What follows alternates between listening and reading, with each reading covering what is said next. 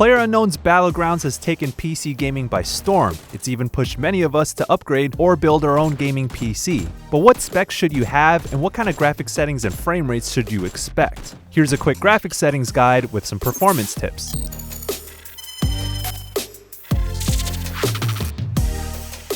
Before we move on, make sure you're subscribed to GameSpot to keep up with game tech, where we break down the tech that drives the games we love.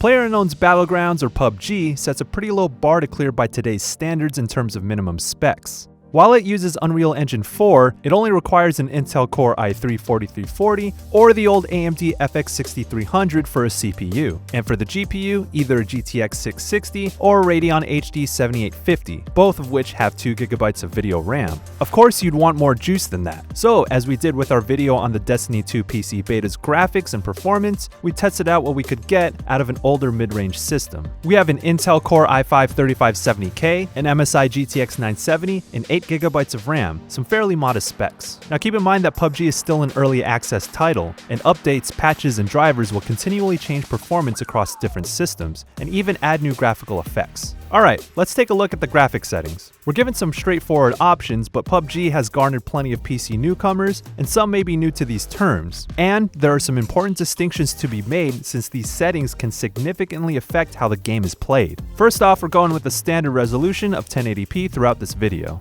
Anti-aliasing smooths out jagged edges around objects. Turning this up will clean up the overall image, but you will take a sizable hit in frame rate. Visually, there isn't much of a difference between high and ultra. Shadows determines the fidelity of shadows, no brainer. But it is important that you have it set to at least medium. Low and very low will not render players' shadows. And being able to see a player's shadow is key to tracking opponents indoors and anticipating enemy movement. It can make the difference between death and survival. Also note that high and very high will tax your system heavily. Foliage changes the detail of brush and grass, but it does not affect the amount that shows up in-game. It also doesn't affect the distance at which grass pops up, so you won't really gain an advantage by turning it down. View distance should be maxed out to make sure you can see as much as possible off in the distance. It's key if you're using high-powered scopes or trying to watch activity from a high vantage point. Post-processing encompasses effects like ambient occlusion and dynamic lighting. Low will give you ambient occlusion, which is a notable visual improvement. High will add a sort of depth of field, and very high will add dynamic lighting effects like bloom and god rays.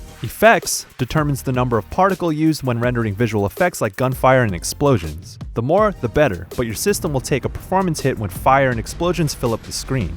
Texture improves the detail of surfaces. Simple enough, but we'd suggest at least using medium since low is a very noticeable downgrade. Screen scale is super sampling. If it's set above 100, the game will render a higher res image and downscale it to fit your display. While it makes the game look better, I'd avoid using it in this case. Motion blur is up to your preference, and you'll want to turn VSync off. Now with our modest system and preferred settings, you're probably wondering what kind of frame rates we got. Through an entire match, the frame rate stayed between the high 50s to the high 70s. It seems that with our system and settings, we hit a sweet spot between graphical quality and performance. During an airstrike barrage, our frame rate dipped to the low 40s with effects set to high.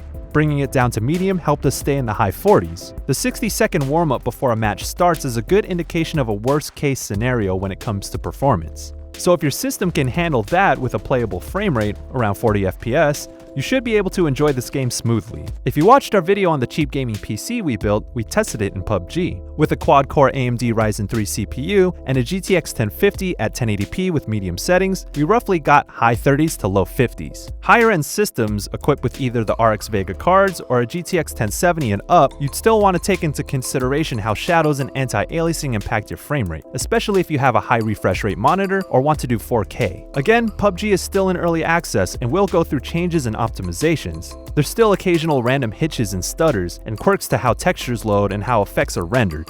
PUBG isn't the best looking game, but it is a bit graphically demanding, and can have some hiccups with optimization. But there's a reason it's sold millions of copies, because it's fun as hell. And the first step to getting the most out of the game is to make sure your system and the game are in harmony. I hope you found this helpful and learned something about graphics quality settings in PlayerUnknown's Battlegrounds, or at least got some context as to how the game runs. If you want more in-depth explanations of these graphic settings, check out our series of explainers. Give this video a like and subscribe to GameSpot for more content like this, and check out our other game tech features while you're at it. Thanks for watching, and we'll see you next time.